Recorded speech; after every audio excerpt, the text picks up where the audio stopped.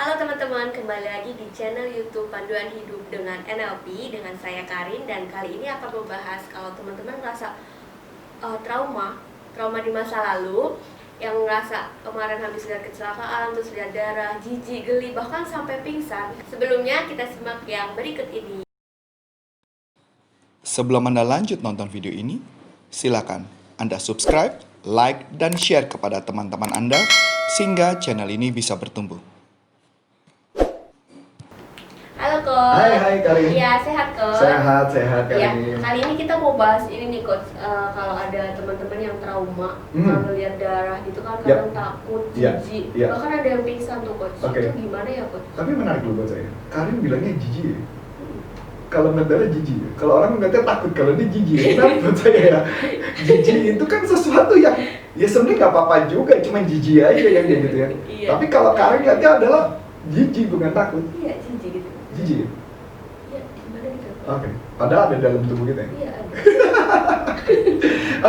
Oke, nggak apa-apa. Jadi gini, saya mau menceritakan dulu bagaimana cara ngatasin itu kan, cara ngatasin. Nah, tapi sebelum kita ngomong cara mengatasinya, yang saya mau kasih gambaran begini dulu Karin. Kenapa sih orang bisa trauma? Mungkin kemarin-kemarin dia ada pengalaman buruk gitu kan. Betul. Sebenarnya ada lagi satu cerita sebenarnya. Kenapa orang trauma? Biasanya karena mereka nggak siap dan melihat pemaparan. Jadi ada pemaparan, ada informasi, ada dia melihat sesuatu yang dia nggak siap. Saking nggak siap, mentalnya jatuh, maka dia mulai muncul jadi ketakutan. Jadi contoh sederhana. Contoh orang tidur ya, tidur terus buka mata ditakutin dengan badut. Sehingga dia tuh trauma dengan badut. Kayak kemarin kan salah satu peserta alumni saya, dia takut dengan film It. Iya. It gitu ya. Gara-garanya dia nonton film. Iya, padahal dia nggak lagi niat nonton, dia lagi makan di belakang. Begitu itu muncul badutnya, dan lucu spesifiknya, badutnya mesti hidung warna merah. Kalau badutnya nggak hidung warna merah, ketakutannya sih nggak ada. Tapi It itu kan senyum gitu kan Coach? Saya nggak pernah nonton, saya jadi nggak tahu. Oh iya, jadi dia giginya keluar gitu. Oke. Saya nggak pernah nonton, jadi nggak kebayang buat saya. Ya karena buat saya gitu. Nah tapi menariknya adalah itu. Dan ternyata itu jadi orang trauma. Begitu juga dengan orang yang tadi saya bilang gitu ya, bangun tidur. Saya pernah dapat juga satu kasus. Buka mata, melek, kaget, dikagetin sama teman yang baru. Nah, itu langsung menjadi trauma. Nah, menurut saya beberapa yang film-film, bukan film ya, prank-prank sekarang juga sebenarnya membuat orang trauma sih. Ya prank gitu ya, prank apa, dikerjain apa, dalam kondisi lagi tidur ditakutin. Kayak tadi pagi saya nonton prank di Jepang. Jadi suaminya ngumpet di lemari, terus suaminya, jadi istrinya lagi di kamar, lagi baca majalah. Di sebelah istrinya ada boneka monyet. Monyet kecil sih segini doang. Nah, ketika dia lagi baca, tangan monyetnya gerak-gerak. Kok bisa tuh? Ditarik lari. Nggak tahu lah. Oh iya. Nah, ketika ditarik tali kan tangan monyetnya jadi tek gitu kan ya. Iya. Terus istrinya nengok dong. Terus tangannya diem lagi. Terus dia baca lagi. Gerak lagi, tek gitu kan. Dan kaget terus gitu. Istrinya masih, ini istrinya jago loh menurutku. Kalau orang lain mungkin udah lari tuh. Iya, kalau itu teman kita yang satu pasti lari langsung ya. Nah jadi gitu. Dan dia nggak lari, tuh 3-4 kan nggak lari. Sudah nggak lari, dia mulai curiga kan. Dia curiga, tempat tidurnya tadi dekat sebelah boneka, dia geser ke sebelah kiri. Geser ke sebelah kiri. Nggak berapa lama, suaminya iseng. Ada koper jalan. Ditarik sama suaminya, koper jalan set gitu kan? Iya. Nah ketika koper jalan, pintu lemari, jadi rupanya ada 2 lemari. Ada satu lemari, pintunya kebuka. Istrinya nggak teriak, hebat. Iya. Tapi mukanya kayak kaget gitu, ini apa gitu. Nggak berapa lama dia bingung, dia nengok sono, ternyata suami di sebelah sana. Buka lemari satu, keluar suaminya pakai rambut panjang, teriak kencang. Nah, memang itu prank, memang itu lucu. Tapi pertanyaannya, trauma nggak? Gua jamin trauma itu. Nggak mungkin nggak trauma, pasti trauma. Nah, pertanyaannya menarik adalah, saya nggak ngerti ya, orang-orang tuh bercanda dengan segala sesuatu yang sebenarnya itu akan masuk ke pikiran bawah sadar mereka, walaupun itu bercanda, dan itu akan di memori loh, dan itu nggak mudah loh dihilangin. Dan itu walaupun dia tahu itu bercanda, itu ngilangnya lama loh. Ngilangnya lama. Sama aja kayak orang latah. Orang latah kan juga gitu, digoda-godain, lama-lama jadi latah beneran kan? Iya. Nah, kayak gitu. Nah, ini yang disebut namanya conditioning. Di-conditioning untuk yang negatif, bukan yang positif. Jadi kesimpulannya adalah cara kerja otak kita itu sesuatu kayak sama aja kayak kita nonton film bioskop. Kenapa kita takut? Udah tahu itu film. Sudah tahu itu film. Oke ya. Bioskop suaranya besar dong. Iya. Surround dong. Suaranya sekeliling dong gitu kan. Iya. Begitu ada suara buat kita tuh. Iya. Apa istilahnya? Jump scare ya. Dan kita takut gitu. Dan itu sebenarnya sudah masuk ke pikiran bawah sadar. Nah, ketika masuk ke pikiran bawah sadar, program itu sudah mulai masuk. Dan itu biasanya kalau nonton film setan, maka kadang-kadang kita bisa nggak tidur berhari-hari. Iya. Apalagi film setan apa yang muncul? Kalau nggak di bawah kolong, di atas lemari, jendela, iya. atau di kaca, betul nggak? Iya, tapi Lagi ada kan? lagi itu kan. Gimana? Pas nonton satu film yang itu tuh apa ya judulnya? Pokoknya kalau belakang sholat makmum. Ada yang ngikutin gitu kan. Jadi aku pas sholat, nanti aku takut ada yang ngikutin gitu. Jadi itu setannya soleh banget ya. jadi pas Allahu Akbar ikut Allahu Akbar kan serem kan. Ya, tapi berarti bagus dong. Berarti kamu berhasil mengislamkan dia. Gitu ya. Nah, balik lagi. Nah, jadi cerita dan apalagi tentang susternya ngesot. Suster ngesot kadang-kadang pintu kebuka kan? Ketika pintu kebuka apa yang terjadi? Suster lewat gitu kan? Iya. Nah, makanya karena film itu membuat kita jadi parno. Jadi kalau kamar mandi ada kaca berembun, kan kita pikir kalau kaca jadi lap, di belakang itu kan? Nah, itu terjadi. Nah, sebenarnya itu film itu niatnya tidak film itu cuma hiburan, tapi di kepala kita masuk dan menjadi sebuah trauma buat kita. Ya, nah pertanyaan menarik adalah, iya kenapa bisa jadi trauma? Karena pikiran bawah sadar tidak siap. Jadi pikiran bawah sadar itu cara kerjanya adalah sesuatu yang terlalu happy atau terlalu yang menakutkan, itu akan langsung pikiran bawah sadar kebuka dan informasi akan masuk. Dan tanpa bisa difilter. Walaupun kita sadar bahwa itu bohong, logik jelas itu logik. Yeah. Tapi kalau di Indonesia kan kita sadar film, makanya nih, kalau nonton film setan bule sama nonton film setan Indonesia, rasa takut kita lebih tinggi nonton film setan bule Indonesia. Iya, karena itu kayak real. Real. Iya. Nah, kalau film setan bule belum tentu ada di Indonesia. Pakai jas. Iya. Masa setan pakai jas? Kalau kita kan kain kafan ya. Nah, jadi itu tidak membuat kita takut. Ya, jadi pakai jas atau di peti mati. Setannya kebuka, keluar Dracula, kan nggak make sense buat kita film itu. Yeah. Tapi kalau di kita kan kuntilanak tuh make sense ya. Yeah. Tapi ngomong-ngomong setan kita lebih miskin ya. Iya pakai baju rombengan, ya bajunya itu dong ya. Yeah. Kalau bule kan keren ya setannya. Yeah. Jas, akseso, ya kan keren. Pakai gaun gitu. Yeah. Nah jadi buat kita adalah bagaimana caranya, yang paling penting adalah menghilangkan. Tadi udah jelas ya, clear. Bagaimana, kenapa bisa trauma? Trauma karena ada suatu situasi yang tidak bisa kita cegah, yaitu adalah pikiran besar kebuka dengan situasi sifat yang menakutkan atau yang menggembirakan atau apapun. Kalau menggembirakan happy, kalau menakutkan berarti kan yang buruk-buruk, yang membuat kita nangis itu akan masuk. Nah, berikut, bagaimana cara menghilangkannya? Nah, cara menghilangkannya sederhana. Teori yang paling sederhana adalah pakai teknik yang namanya conditioning juga. Conditioning itu biasanya dipakai oleh para psikolog.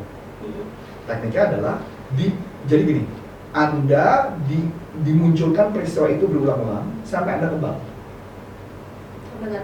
Sampai nggak takut lagi. Contoh, kalau kita bicara darah, pertama nggak nyaman, terus diulang berkali-kali sampai akhirnya Anda menjadi biasa, jadi baal. Jadi kayak, ya udah darah terus kenapa? Kenapa maksudnya? Ya jadi harus ketemu terus. Dibakar terus. Iya. Tapi terapinya lama itu loh. Itu bisa puluhan kali baru bisa sembuh. Nah, kalau pakai teknik NLP atau hipnosis jauh lebih cepat kali ini. Kita bisa pakai teknik yang namanya anchoring. Anchoring maksudnya artinya kita menyiapkan orang peserta, misalnya orang yang diterapi, kliennya adalah, misalkan contoh, saya tanya sama Karin, tempat Karin nyaman di mana? Yang paling PW, paling nyaman, pokoknya paling merasa aman dengan buat Karin. Kamar, itu nyaman. Nyaman, aman dan sebagainya. Iya. Sedih amat dia di kamar. Nggak ada tempat lain selain kamar. Misalnya jalan-jalan di tempat mana yang paling nyaman? Enggak sih, menurut aku dimanapun juga ada resiko sih kan. Yang paling nyaman cuma hanya di kamar? Iya. Oke, good. Oke lah, fine lah. Ini menarik buat saya ya. Ini berarti kaum kamar ya. Nah, misalkan yang nyaman adalah kamar, maka yang saya lakukan adalah saya meminta Karin, misalnya saya pegang bahu Karin, ya, misalkan saya pegang ini bahunya, kemudian saya minta Karin untuk mengingat kamar. Jadi setiap saya pegang bahu, Karin ingat kamar. Jadi coba Karin bayangin kamar, gitu ya, Karin bayangin kamar. Udah, angguk. Kemudian gitu ya, kemudian saya pegang bahunya. Oke, kemudian saya beri perintah. Karin, setiap kali saya pegang bahu kamu, nanti kamu akan balik ke kamar ini. Setuju? Karin angguk lagi. Sudah. Habis itu, Karin saya suruh buka mata. Ketika Karin buka mata, kemudian saya pegang bahu Karin. Muncul nggak kamarnya lagi? Bayangan kamu. Kalau muncul, berarti berhasil. Tempat kedamaian, itu yang disebut namanya tempat kedamaian. Atau tempat yang paling nyaman. Sampai sini, oke? Clear. Yang kedua, saya paparkan dengan peristiwa yang membuat Karin takut. Misal, contoh, darah. Begitu Karin lihat darah langsung jijik, kemudian langsung saya pegang bahunya. Maka apa yang terjadi? Balik ke kamar. Sampai sini, oke? Iya. Habis itu udah nyaman, udah saya lepas lagi bahunya kan. Coba lihat darah lagi. Nggak nyaman lagi dong? Saya pegang bahu lagi. Dan itu saya lakukan berulang-ulang sehingga akhirnya lama-lama Karin jadi nyaman. Jadi biasa aja. Bener? Iya, terus so what gitu, selesai. Itu kalau kasusnya darah. Tapi kalau kasus film setan sih nggak bisa begitu, karena nanti kalau dimunculinnya nanti yang ada kamarnya ada setan jadi munculnya kan. Nah, kalau itu konsepnya beda lagi. Kalau itu konsepnya menggunakan konsep yang namanya submodality kalau dia nanti. Konsepnya sederhana banget. Nah, ini contoh ya, contoh. Karin kan juga punya ketakutan ya. Ondel-ondel? Ada yang ondel? Boleh cerita nggak? Ondel-ondel kenapa Karin takut? Itu gerak-gerak sendiri gitu kan.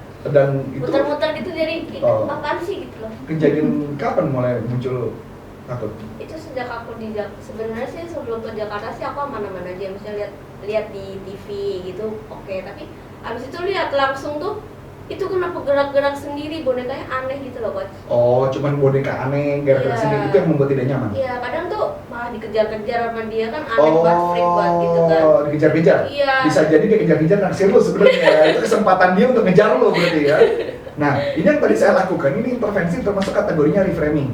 Di dalam NLP disebut reframing. Jadi artinya aku memberikan makna ulang. Kalau dikejar-kejar itu artinya sebenarnya dia naksir lo. Tapi masuk akal kan? Bisa jadi ya. Iya. Kalau yang jelek kan nggak mungkin dikejar sama dia. Bener nggak? Nah kan, udah sadar. Bisa jadi dia usil aja kan. Exactly. Kalau anak kecil dia usil. Iya. Karena semakin takut dia semakin menarik kan buat dia. Ya, itu artinya dia nggak punya kerjaan tuh. Nah, cara kedua adalah, itu cara pertama, di reframing dulu. Makanya otak Karin akan melihat, iya sih masuk akal. Otaknya akan menjadi lebih waras. Yang pertama. Yang kedua, ketika Karin tadi melihat, dalam imajinasi Karin melihat ondel-ondelnya warna apa? Merah. Oke, good, bagus. Ketika Karin melihat, gambarnya di mana? Dalam imajinasi Karin, gambarnya letaknya di sebelah. Gambarnya depan sini, apakah di sini, apakah jauh atau gimana? Jauh sih. Jauh gambarnya. Oke, ini kan Karin lagi ngeliat ke sana kan? Nah, kalau saya boleh lihat gambarnya seberapa besar? Menurut Karin? Gede. Sebesar nyata? Iya. Oh, sebesar nyata. Oke, itu yang disebut namanya life size. Oke, Karin, sambil ngeliat ke sana gambarnya, jangan ngeliat ke saya, ngeliat ke sana. Ketika ngeliat gambar tersebut, saya minta Karin coba ubah gambarnya menjadi hitam putih. Bisa? Oke, ketika ngeliat gambar hitam putih, apa yang kamu rasakan? Lucu, oke, menarik. Nah, sekarang gambarnya saya buat menjadi kecil. Dalam imajinasi Karin dibuat menjadi kecil sebesar handphone. Apa yang Karin rasakan? Lebih lucu. Oke, menarik ya. Nah, pertanyaan menarik, coba kalau saya buat tahu handphone Nokia zaman dulu Karin, yang kecil banget. Iya. Oke, dibuat lagi lebih kecil seperti handphone Nokia. Apa yang Karin rasakan? Kayak bisa itu malah mainin dia. Ini nakal dia juga dia, pantasnya dikejar-kejar ya. Oke, dikecilin ya. Iya. Oke, good, bagus.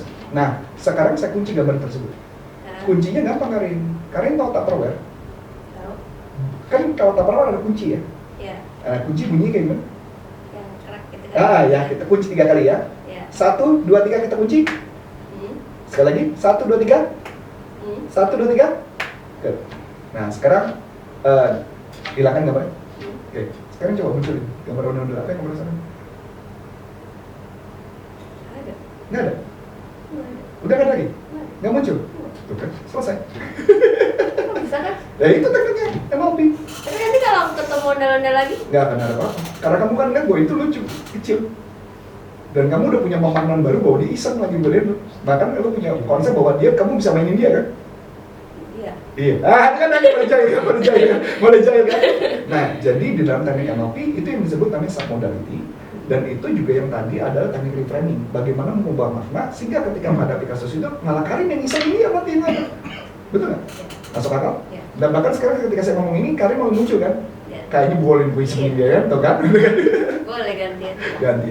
Nah, itu kurang lebih teknik yang dibahas. Oke coach. Ya sih, udah sih coach itu aja. Itu aja ya? Oke. Ya oke teman-teman, ini malah saya yang di. Jadi kalau misalkan teman-teman ada permasalahan, ada yang mau di-sharing buat sama kita, nanti bisa di komen di bawah ini ya. Dan teman-teman jangan lupa di like, subscribe, dan komen, dan share ya. Oke coach, sudah? Oke, terima kasih Karin yang hari ini udah bersedia untuk diterapi gitu ya. Jadi padahal nggak punya rencana, kita nggak ada rencana untuk terapi. Tapi paling nggak ini bisa mendapatkan sebuah ide bagaimana mengubah pemikiran di kepala kita dengan jauh lebih cepat dan lebih mudah. So, dan saya kasih gambaran bahwa yang kita lakukan ini tidak ada editan kamera, cuma editan gambarnya lebih bagus. Karena lagi heboh sekarang tentang editan gitu. Editan. So, balik lagi, saya Coach Antoni Sari dan saya Karin dari NLP Leadership Indonesia dan Pandu Hidup dengan NLP mengucapkan terima kasih, sukses buat Anda dan sampai jumpa. Bye-bye. Bye.